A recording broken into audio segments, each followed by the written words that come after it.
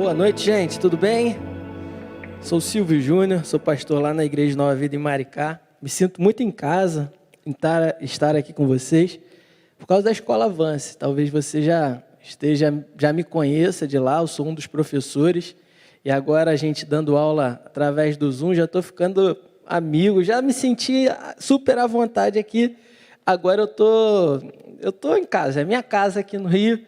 Eu venho aqui dar um passeio, encontrar vocês, para mim não é de problema nenhum. Eu amo fazer o que eu faço, eu amo a igreja local, eu amo pregar a palavra, eu amo ensinar o que Jesus nos revela através da sua palavra. Então, para mim, sempre que eu tenho essa oportunidade, seja onde for, eu vou com alegria, vou com disposição, eu vou muito animado, porque eu sei que foi para isso que Deus me chamou.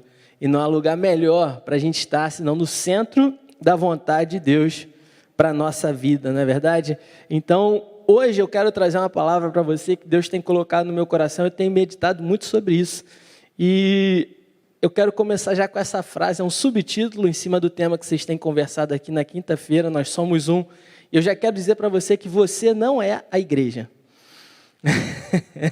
Ai, não vai embora não, tá? Espera, eu quero conversar com você sobre isso. A gente vai construir essa ideia biblicamente ao longo dessa pregação.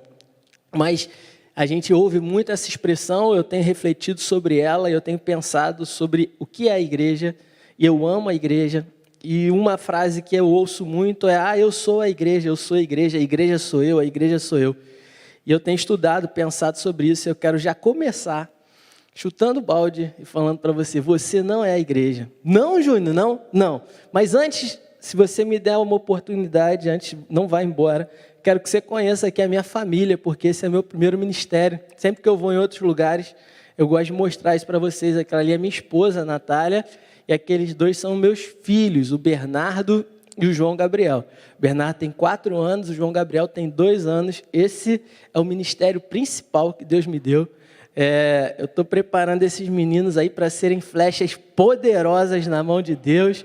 Eu já oro por eles antes de eu casar com a minha esposa. E eu sei que Deus tem um plano extraordinário para a vida deles. Então, está aí a minha família, a Natália. A gente está 11 anos juntos. Já temos 6 anos de casados. E Deus já nos deu 2 filhos. E eu amo a minha família. Ali do lado você tem algumas das minhas redes sociais. Eu comecei a sentir esse chamado de Deus no último mês, entendendo que a internet ela é o grande amplificador do nosso tempo.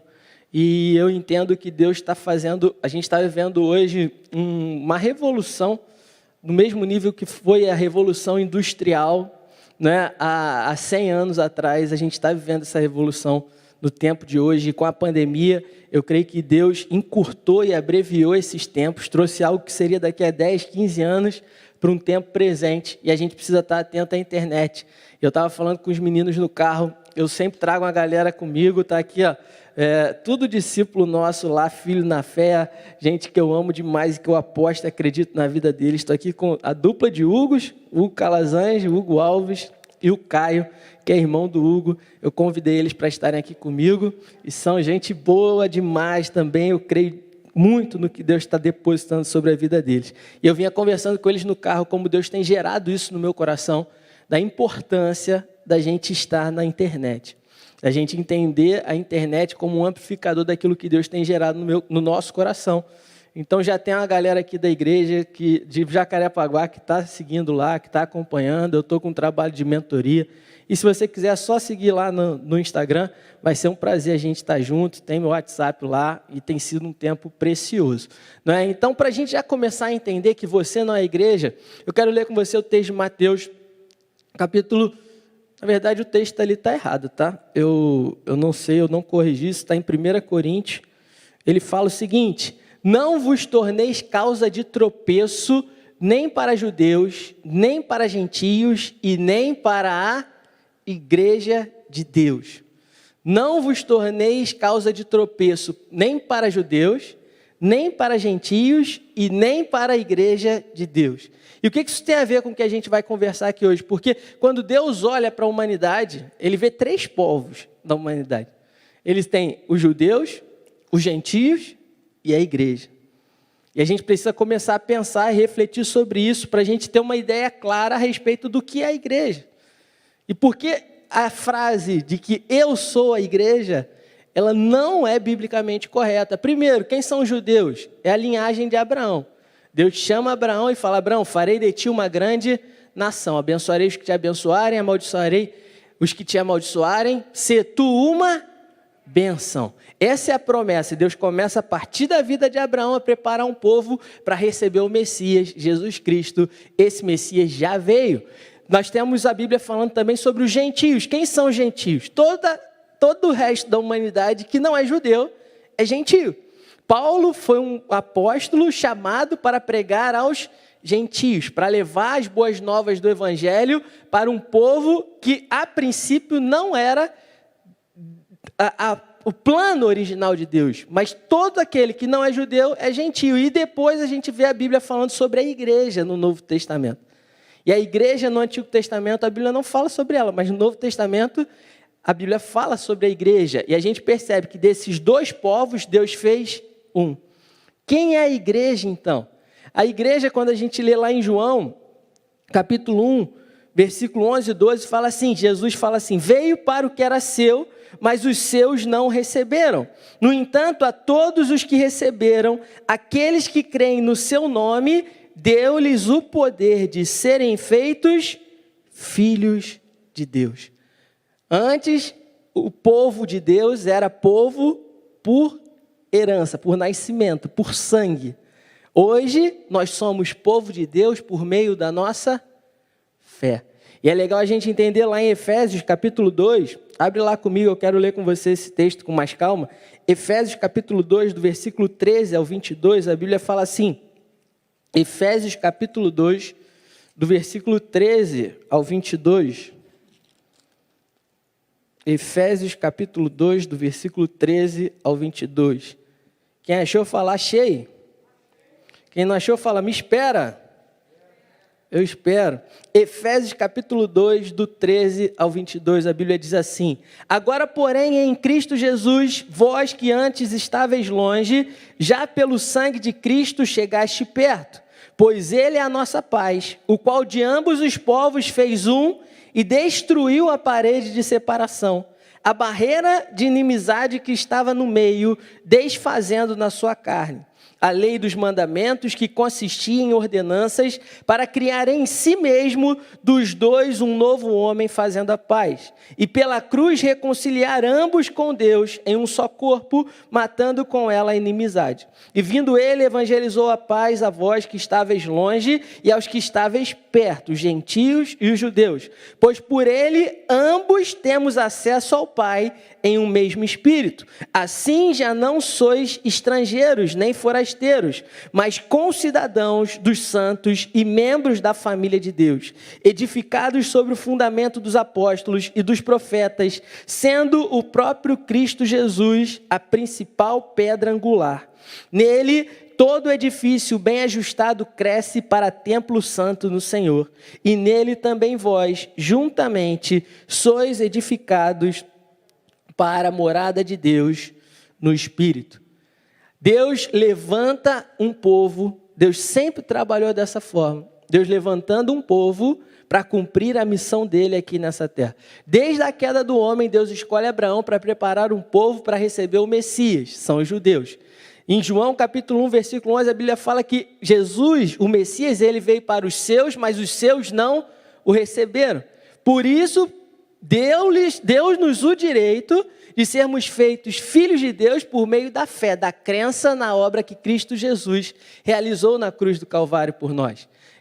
Romanos capítulo 11, o apóstolo Paulo fala sobre essa oliveira que foi rejeitada, né? Nós somos um ramo enxertado na oliveira brava. Por quê? Porque Deus nos enxertou nessa oliveira para cumprir um propósito de fazer o nome de Jesus conhecido nesse tempo. A igreja, então, ela foi levantada para ser a linhagem de Abraão nessa terra. Não por meio do sangue, mas por meio da nossa fé. É por meio da fé que eu me torno filho de Deus. É por meio da fé que eu passo a habitar na família de Deus. É por meio da fé que eu faço parte agora desse povo chamado igreja. É por meio da fé. Não por meio de obras, não por meio de uma herança genética, mas por meio da fé. Então quer dizer que para os judeus não há mais chance? Não, Paulo era judeu, Pedro era judeu. Mas isso não traz mais a salvação por meio de Cristo Jesus. Através da nova aliança, todos judeus ou gentios precisam crer em Jesus para fazer parte da igreja.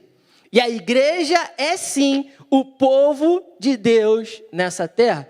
Gálatas 3, versículos 6 e 7, a Bíblia fala assim: assim como Abraão creu em Deus, e isso lhe foi imputado como justiça, sabei, pois, que os da fé é que são filhos de Abraão. O versículo 8 fala assim: ora, tendo a Escritura previsto que Deus havia de justificar pela fé os gentios, anunciou primeiro o evangelho a Abraão, dizendo: em ti serão benditas todas as nações, de sorte que os que são da fé são benditos como o crente Abraão.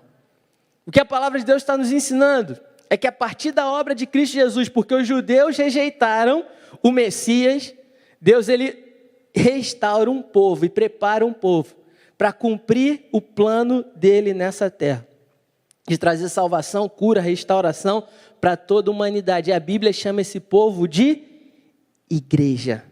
Igreja. O que é então a igreja afinal?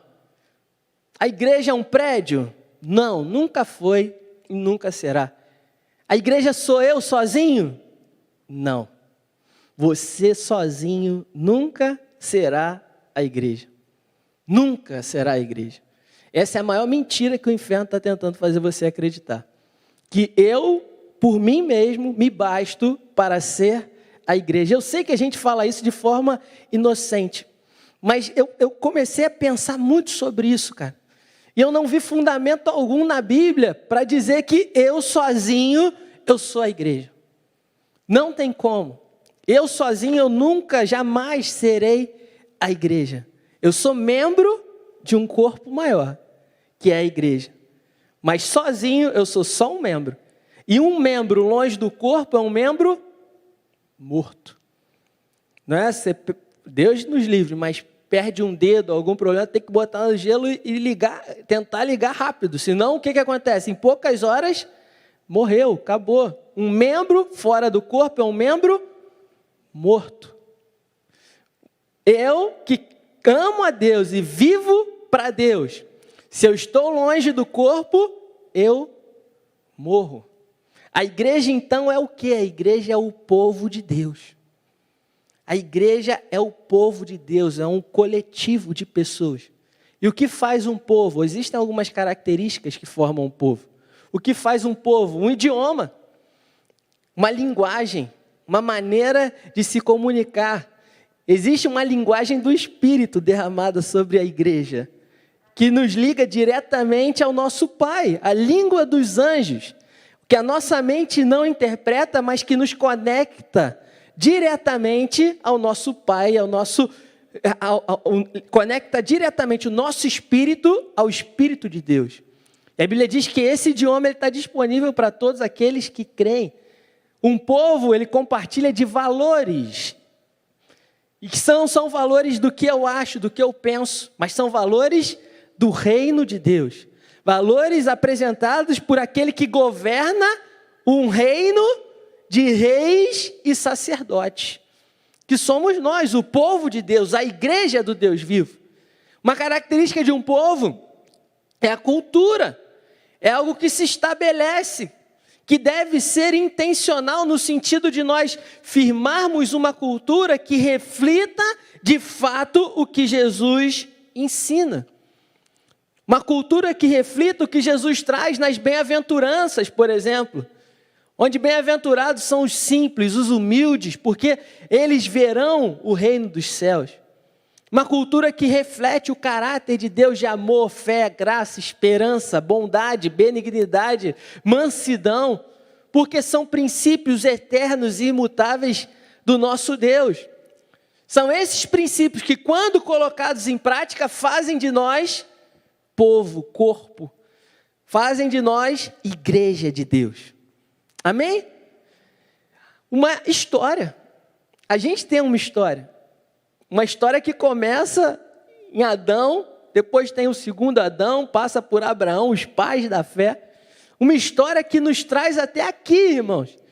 E que nós hoje estamos construindo algo em cima do que os nossos antepassados construíram. E eu tenho para mim que se nós fizermos as coisas direito, a próxima geração, ela vai muito além do que a gente foi. Porque eles vão desbravar caminhos sobre fundamentos que nós já estabelecemos. Por isso eu acredito demais num legado, de passar e compartilhar aquilo que Deus está fazendo na nossa geração, para a geração que Deus está levantando, porque nós não estaremos aqui eternamente. Jesus vai voltar. O que você carrega é maior do que você. O que eu carrego é maior do que eu. Eu carrego o Evangelho, a presença do Deus Todo-Poderoso. E ela vai muito além da minha pessoa. O que Maria carregava no ventre dela era maior do que ela. Era o Messias prometido, o Salvador de toda a humanidade. Eu preciso saber que o que eu carrego, a missão que eu carrego, o propósito que Deus me deu, é maior do que eu mesmo. E não pode acabar quando eu passar. Precisa ter continuidade. O que a nação de Israel não fez, Deus levanta hoje a igreja para fazer. E a Bíblia fala que Deus está preparando essa igreja como noiva para ser levada para as bodas do Cordeiro. Está falando do arrebatamento. Está falando de como essa história desse povo termina. E termina em triunfo, termina em festa. Quando a igreja conclui a sua missão, nós seremos levados e arrebatados para passar a eternidade com Cristo. E é isso que eu mais amo no nosso Deus. O nosso Deus é um Deus que revela o final no início. Isaías fala sobre isso. Quando você começa a sua jornada de fé, Deus ele te mostra qual é o final dessa jornada. E aí ele fala agora volta aqui para o início, vamos viver um dia de cada vez para a gente chegar lá. Ele não te mostra o processo. Sabe por quê? Senão você talvez não tivesse nem coragem de dar o primeiro passo. Você ia falar, não, deixa aqui, vai dar muito trabalho, não, vou ficar nessa zona de conforto. E a zona de conforto é isso, ela é confortável, mais nada. A gente vai morrendo aos poucos na zona de conforto. A zona de conforto não é uma zona para aqueles que querem amar a Deus e viver a plenitude do que Deus tem para a nossa vida. É igual um sapo, né? Eu gosto de comparar essa história. Se você pega um sapo e joga ele numa panela quente, ele rapidinho pula fora, porque está quente, ele já identificou que ele não pode ficar ali. Mas se você bota um sapo ali numa água tranquila e vai esquentando aquela panela aos pouquinhos, ele vai torrando, cozinhando aos poucos. Porque ele nem percebe, e a zona de conforto ela faz isso com a gente. A gente vai aos pouquinhos, sabe? Vai ficando confortável e a gente vai morrendo e se afastando daquilo que Deus tem para a nossa vida. Deus ele quer te levar para um lugar de desconforto, para que você possa de fato avançar e ser tudo aquilo que Deus tem para você. A vereda do justo é como a luz da aurora, ela vai brilhando mais e mais até ser dia perfeito. Então, o que é a igreja? A igreja é o povo de Deus nessa terra. Ninguém pode ser igreja sozinho. Por isso que eu não concordo com essa frase. A igreja sou eu. Nunca foi, irmão. Nunca será. A igreja somos nós. Toda analogia que você vê na Bíblia, ao se referir sobre a igreja, sobre o povo de Deus, fala de um coletivo. Fala de algo que é mais de um. Por exemplo, família da fé. É uma analogia que a Bíblia trata para falar da igreja. Nós somos a família da fé. Família está falando de mais de uma pessoa. Um exército está falando de um coletivo de soldados. Quando você fala de corpo, você está falando de membros que juntos formam um corpo. E o apóstolo Paulo ele deixa isso muito claro para a gente. Por exemplo, em Romanos capítulo 12, versículo 5, ele fala assim: assim como em um só corpo temos muitos membros, mas nem todos têm a mesma função, assim nós, você pode repetir comigo essa palavra? Nós que somos muitos, somos um só corpo em Cristo, mas individualmente somos membros uns dos outros. A igreja é formada pelo coletivo de pessoas que receberam a Jesus como Senhor e Salvador da sua vida. Nós, individualmente, nós somos membros desse corpo, mas esse corpo é formado por cada um de nós, cumprindo a sua função. E aí tem a ver com identidade, tem a ver com propósito, tem a ver com entendimento, uma revelação clara a respeito de quem Deus é e de quem nós somos nesse mundo. Se nós não entendermos essa realidade, a gente fica perdido. A gente compete ao invés de cooperar uns com os outros. A gente tem medo e fica preocupado com títulos, cargos, quando na verdade o que Deus tem para nós é muito maior e ninguém, guarda isso no teu coração, ninguém pode fazer o que Deus te chamou para fazer. O que é seu e de mais ninguém, meu irmão. Eu não sou a igreja, você não é a igreja, não é. Nós somos a igreja. Nós formamos o povo de Deus nessa terra. Eu preciso de você.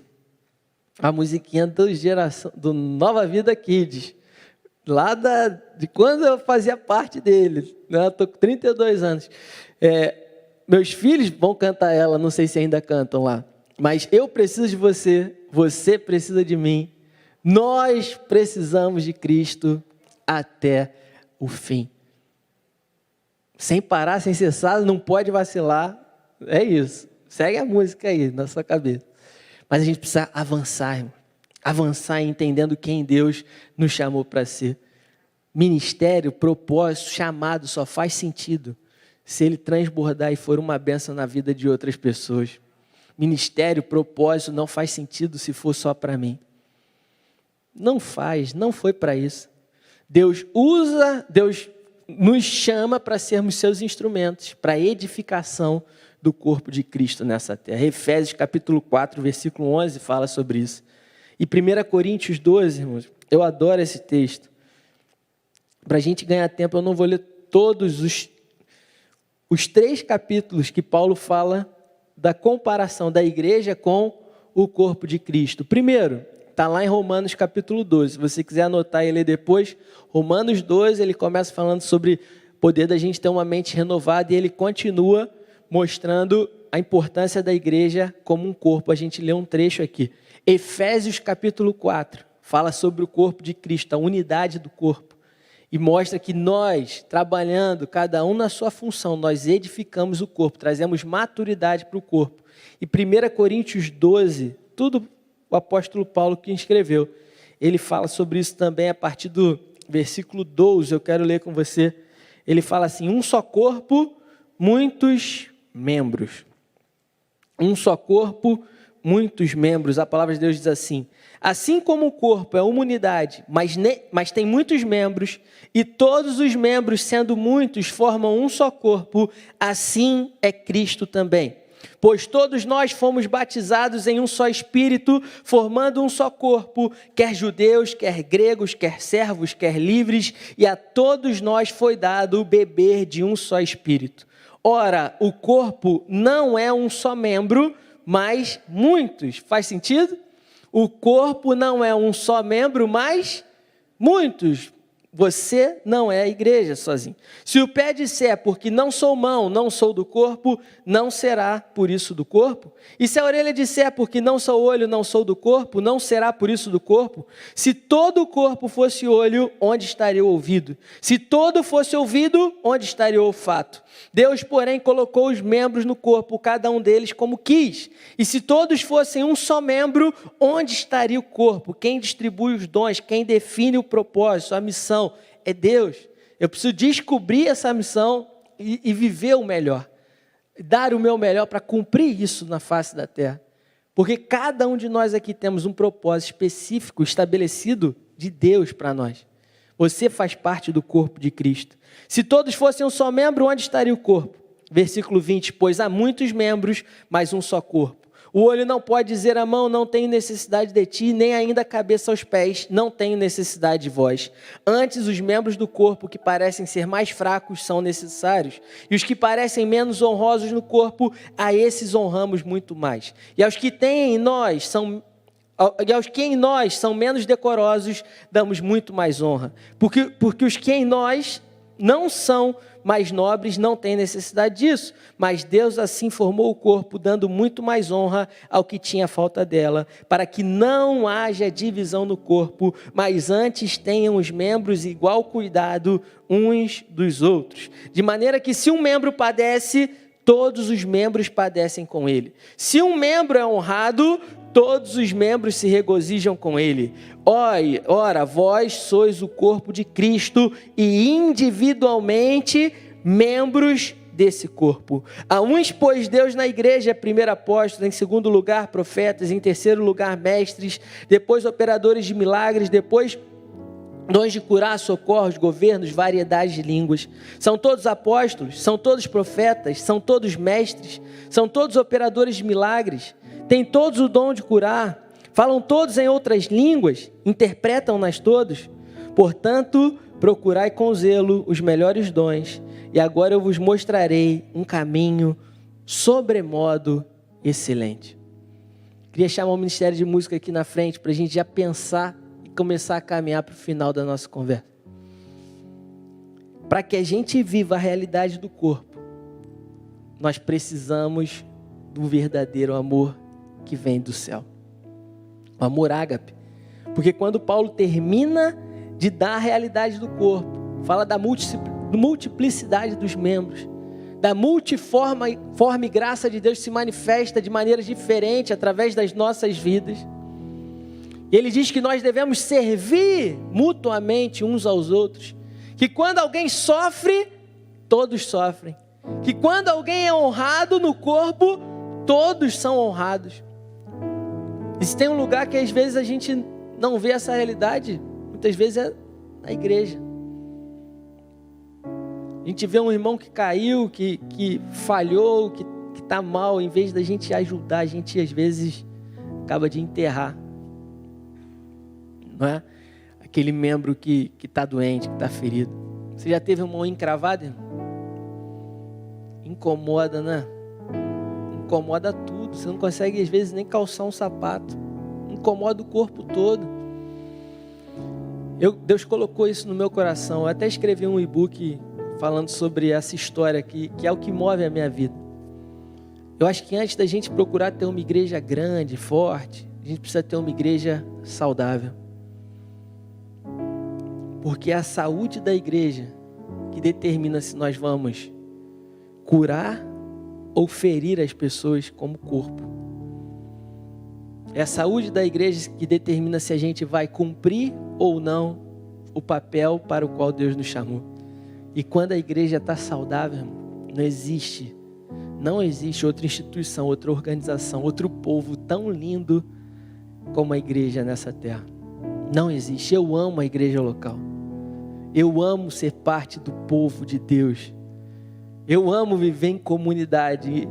Eu amo fazer parte da família da fé. Eu amo saber que tem um lugar no corpo que é meu. E que se eu não estou cumprindo o que Deus me chamou para fazer, tem alguém às vezes trabalhando dobrado. Tem muita gente fazendo. Às vezes, irmãos, tem gente fazendo demais, porque tem gente fazendo de menos. Faz sentido? Há um lugar no corpo que é seu, cara. Você precisa descobrir que lugar é esse. Isso só funciona se a gente começa a andar nesse caminho sobremodo excelente, que é um caminho de amor. E aí eu quero encerrar te lembrando que a história da igreja começa com a descida do Espírito Santo de Deus. Sem o Espírito Santo, eu e você não podemos ser igreja. Quando a igreja começa em Atos capítulo 2, Jesus sobe aos céus e ele declara: aguardem até que vocês sejam revestidos do poder de Deus. E aí vocês serão minhas testemunhas em Jerusalém, Samaria, toda a Judéia, até os confins da terra. Atos capítulo 1, versículo 8. Os discípulos ficam reunidos. Em Atos capítulo 2, a Bíblia começa narrando que eles estavam ali orando e o Espírito Santo é derramado sobre eles. O Espírito Santo é derramado sobre a igreja. E aquele povo, ele começa a falar em outras línguas, aquele povo começa a experimentar de algo novo naquele lugar.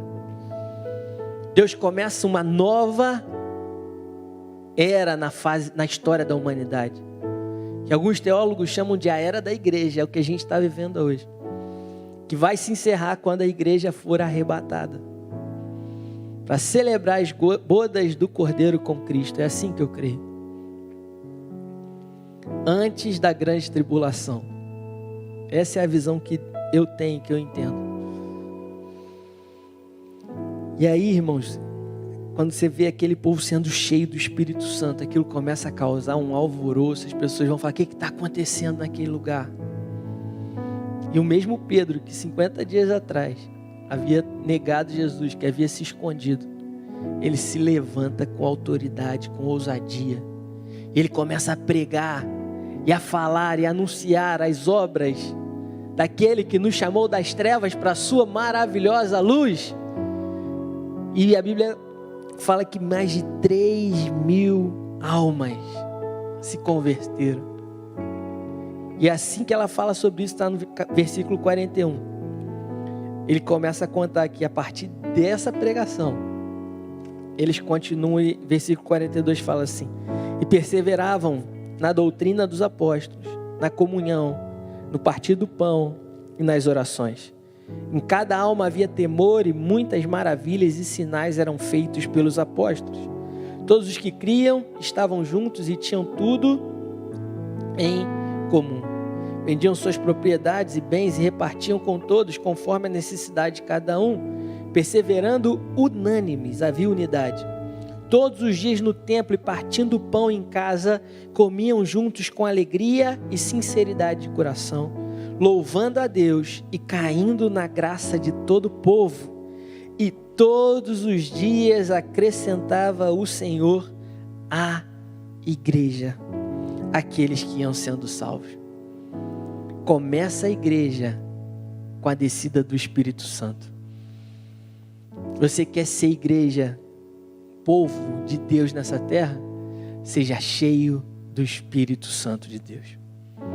Você quer ver a plenitude daquilo que Deus tem para a sua vida? Seja cheio do Espírito Santo de Deus. Você quer manifestar os dons e o fruto do Espírito, os elementos do fruto do Espírito através da sua caminhada? Seja cheio do Espírito Santo de Deus. É impossível sermos igreja sem o Espírito Santo. Eu quero te convidar a ficar de pé aí no seu lugar. Eu quero terminar orando com você. A gente vai estar cantando essa canção, e aí no seu lugar, se você fala em línguas, fale em outras línguas. Começa a ligar o teu espírito em Deus. Enquanto essa música estiver acontecendo aqui, eu quero que você fale: Senhor, eu preciso de Ti. Eu entendo que por mais difícil que seja andar em comunidade muitas vezes, isso não é uma opção, não é um item acessório. Isso é essencial na nossa jornada. Um membro sem corpo é um membro morto. Se eu quero ser a igreja, eu preciso entender que nós somos a igreja. Nós somos a igreja. Eu e você somos a igreja. A nossa família que está lá em Maricá, e eu trago um abraço. Nós somos a igreja. Nós somos a igreja espalhada por essa terra. Não tem bandeira denominacional. Nós que nascemos de novo, que cremos em Jesus como Messias, nós fomos feitos filhos de Deus e nós somos a igreja. Nós somos a igreja, eu e você. Nós. Isso é poderoso demais, meu irmão. Ninguém faz nada relevante sozinho.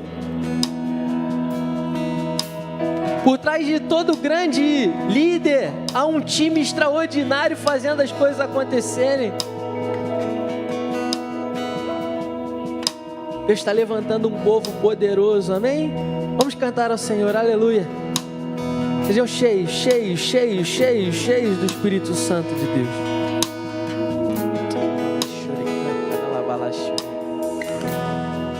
Não há nada igual, não há nada melhor a que se compara a esperança viva.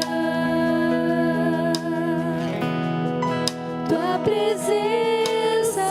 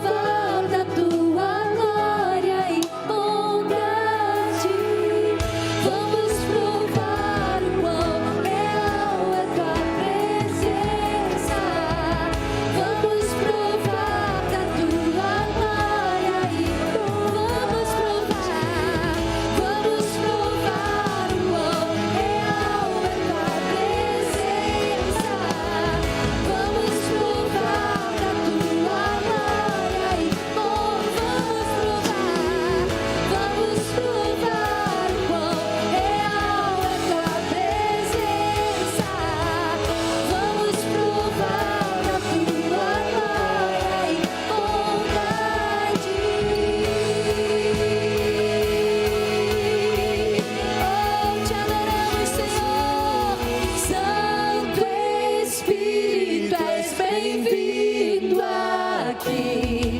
Vem inundar, encher esse lugar. É o desejo do meu coração.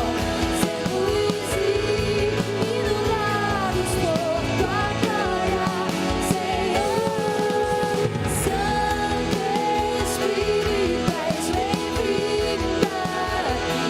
Vem inundar, encher este lugar. É o desejo do meu coração. Sermos inundados por tua glória, Senhor. Quero orar por você, cara, que nessa noite chegou aqui machucado, ferido, sabe? Porque a vida no corpo às vezes tem isso. Faz parte do processo. Mas desistir não é uma opção. Andar sozinho não é uma opção. Eu quero orar para que o Espírito Santo de Deus toque no teu coração nessa noite, venha trazer cura para a sua alma. Toda ferida causada por relacionamentos, por situações que se levantam na caminhada e fazem parte do processo, eu declaro agora o Espírito Santo, a unção do Espírito Santo sendo derramada sobre a sua vida, trazendo a cura que você precisa, trazendo a restauração que você precisa. Sinta o Espírito Santo te curando aí onde você está agora.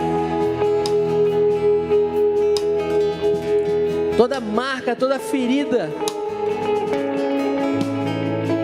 Deus está restaurando agora e está declarando um novo tempo, está dando uma unção nova, fresca,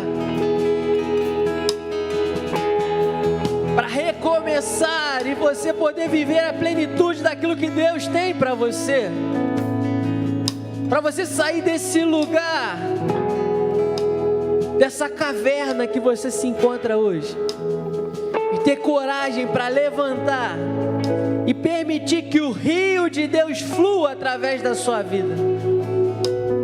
Deus não te chamou para ser uma represa, irmão. Deus não te chamou para reter aquilo que você tem recebido. Deus te chamou para ser um rio fluindo a vida de Deus, fluindo a graça de Deus, fluindo a esperança de Deus, fluindo a fé de Deus, o perdão de Deus por onde você for. Deixe o rio fluir através da sua vida. O inferno sabe que se nós como povo tivermos uma linguagem alinhada, nada poderá contra nós. É por isso que ele investe tanto em divisões, em confusões, em conflitos. Ele sabe das nossas fraquezas. Lá em Gênesis capítulo 11, versículo 6, fala assim: disse o Senhor, o povo é um e todos têm uma só língua. Começam a construir a torre, agora não haverá restrição para tudo o que eles intentarem fazer. Deus havia dado uma ordem para o povo: vão e se espalhem pela terra. O povo falou: pô, tá tão bom aqui. Vamos fazer o seguinte, a ideia é boa, gente. Vamos construir uma torre, a gente fica tudo aqui, ó, juntinho, bacana, né? Pô, o que tem de mais? O que estava errado? Só era desobediência. Só isso que estava errado. Deus deu uma ordem e quiseram fazer o contrário. Era só isso que estava errado. E aí Deus fala: mas eles estavam alinhados, cara. Estavam focados. E Deus fala: porque esse povo está unido, porque esse povo tem unidade, porque esse povo fala a mesma língua, tem a mesma cultura. Nada vai parar esse povo. E aí Deus fala: então vou confundir a língua do povo. Satanás faz isso até hoje, meu irmão. Satanás olhou e falou: olha só o que Deus fez, eu vou fazer isso agora com o povo de Deus. Toda vez que Deus começa algo grande na igreja, no povo de Deus, Satanás ele levanta uma bandeira, ele fala: heresia, é problema, não é bem assim. Aí ele vai dividindo o povo, muita corrente, muita teologia, muitos conceitos humanos a respeito de Deus, falta amor, falta graça, falta empatia. Se a tua teologia te afasta das pessoas, ela não é de Deus. Se a tua teologia faz você se sentir melhor do que as pessoas à sua volta, o orgulho traz morte, fala a palavra. Verdadeira fé, a verdadeira graça parte de um coração disposto a transbordar e a fluir na vida de outras pessoas. O mundo precisa do que você carrega. Você crê nisso? Quero declarar profeticamente sobre a tua vida: Senhor, levanta aqui um povo poderoso nessa terra, alinhado, focado, com a mesma visão, o mesmo propósito, Senhor. Não de levantar uma bandeira de homens, mas uma bandeira do reino dos céus. Senhor, traz cura, restauração e redenção para essas vidas, Pai. Levanta aqui nesse lugar mestres da Tua palavra, Senhor, profetas do Teu reino, homens e mulheres cheios do Teu Espírito Santo, dispostos a fazerem o que for preciso para que o Teu nome seja conhecido. Porque quando o Teu nome é conhecido, o mundo se torna um lugar muito melhor. Quando a igreja cumpre o seu papel, o mundo se torna um lugar muito melhor. E se você é assim como eu, você crê que Deus já está fazendo isso aqui nessa noite, eu quero te convidar a terminar esse culto. Eu vou passar a palavra para o André, pastor, adorando ao Senhor e falando: eis-me aqui, Senhor, envia-me a mim. Sabe o que você precisa? Ser cheio do Espírito Santo. Cheio, a ponto de transbordar na tua vida. Um manancial inesgotável, fluindo do teu coração, na vida de todos aqueles que estão à sua volta. Isso é o Evangelho. Que Deus te abençoe.